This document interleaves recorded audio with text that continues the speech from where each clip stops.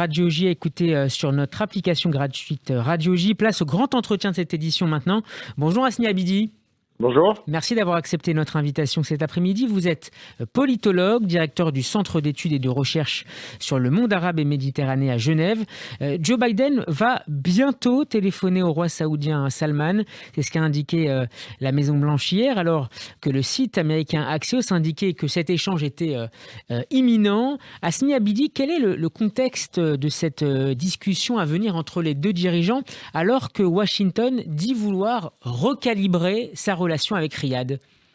Vous avez certainement remarqué que la forme est complètement différente. On est passé donc, des appels directs via la messagerie WhatsApp entre le gendre de l'ancien président Trump, Jared Kushner, et le conseiller en chef, avec Mohammed Ben Salman tous les jours via WhatsApp. Aujourd'hui, on parle le président Biden va parler bien sûr, au roi Salman et pas à Mohammed Ben Salman. Donc, deux éléments à retenir. D'abord, il est exclu pour le président américain de parler à l'homme fort, à l'homme qui dirige finalement l'Arabie Saoudite, Mohammed Ben Salman. Le deuxième élément, c'est qu'on est passé finalement du statut d'un État pour l'Arabie Saoudite, d'un État considéré comme un allié traditionnel, à un pays qui va probablement redevenir un État partenaire des États-Unis. Et c'est un changement majeur depuis les événements de septembre 2001. Hasni Abidi, pour quelles raisons Joe Biden souhaite reléguer finalement au second plan MBS, Mohammed Ben Salman, qui était considéré ces 2 dernières années, notamment par l'administration Trump, mais aussi à Jérusalem, comme l'homme fort et l'avenir de l'Arabie Saoudite?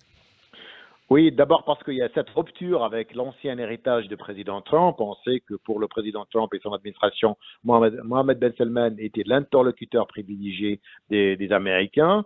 Et le deuxième élément, c'est que la campagne électorale de Biden a donné le temps finalement de cette nouvelle relation entre Washington et Riyad. La question des droits humains, la question de l'autoritarisme et la question du journaliste Jamal Khashoggi, lever le secret confidentiel, le secret comme le sceau de confidentialité à ce rapport de la CIA, c'est tout de même un élément révélateur. C'est un indicateur un peu de la détérioration des relations entre Mohammed Ben Salman et l'administration américaine. La question des droits humains, la question de Mohammed Ben Nayef, l'homme des dossiers, des Américains en Arabie Saoudite qui a été détenu, qui est toujours en résidence surveillée, c'est l'ancien prince héritier. Et enfin, l'oncle de l'actuel prince héritier, Ahmed Ben Abdelaziz, le doyen en quelque sorte de la famille royale, qui sont toujours en détention ou en résidence surveillée. Donc, beaucoup d'éléments, qui soient des droits de l'homme ou des questions, bien sûr, donc de cette brutalisation de la famille royale qui a toujours fonctionné par consensus, et maintenant on est passé de cette monarchie absolue à un homme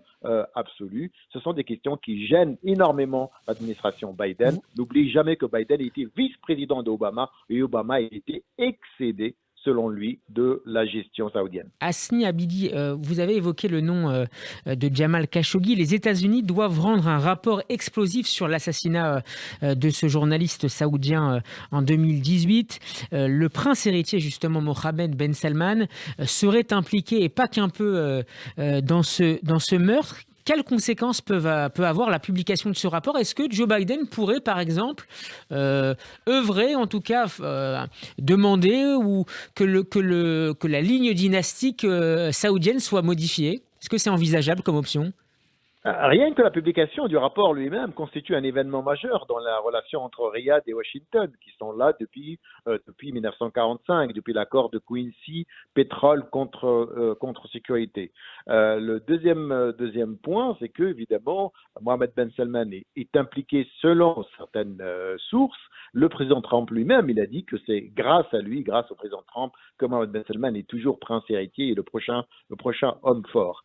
De là à demander l'éviction de Mohammed Ben Salman en faveur de son petit frère, le prince Ahmed, qui est populaire, ou le retour de Mohammed Ben Naïf, c'est tout de même une décision importante et qui a des conséquences même sur l'Arabie Saoudite. On sait que la famille royale sait se ressouder quand il y a une menace externe, et aussi le président américain, il n'est pas dans son intérêt de s'immiscer dans les affaires propres à la famille royale, dans la mesure où depuis longtemps, depuis plusieurs années, le roi actuel, le roi Salman, qui est âgé, qui est affaibli par la maladie, a tout laissé ou a tout donné. Tous les pouvoirs importants sont déjà aux mains de Mohammed Ben Salman. Une dernière question en quelques secondes, Hasni Abidi. Est-ce que c'est l'évolution de cette relation entre les deux alliés peut également impacter l'avenir des négociations attendues entre Washington et Téhéran sur la question nucléaire, qui sont évidemment particulièrement suivies à la fois à Riyad, mais aussi évidemment à Jérusalem?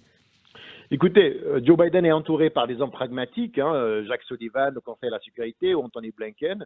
Il est fort probable que la question de la pression exercée sur Mohammed Ben Salman serait un outil pour arracher plus de concessions de la part de l'Arabie Saoudite sur plusieurs éléments. D'abord sur la question iranienne, et on sait qu'Obama n'appréciait pas le refus total de l'administration de l'Arabie Saoudite. Et le deuxième élément, c'est aussi la guerre au Yémen, qui est aussi un sujet sensible. Donc plutôt cette pression, ce blâme public pour plus de concessions de la part de l'actuelle direction saoudienne. Merci beaucoup Hasni Abidi d'avoir été mon invité cet après-midi. C'est toujours un plaisir de vous recevoir sur Radio J. Je rappelle que vous êtes politologue, directeur du Centre d'études et de recherche sur le monde arabe et méditerranéen à Genève. Votre interview est à retrouver en podcast sur radioj.fr et en vidéo sur notre page YouTube. Bon après-midi à vous. Merci à vous aussi, Steve. Merci.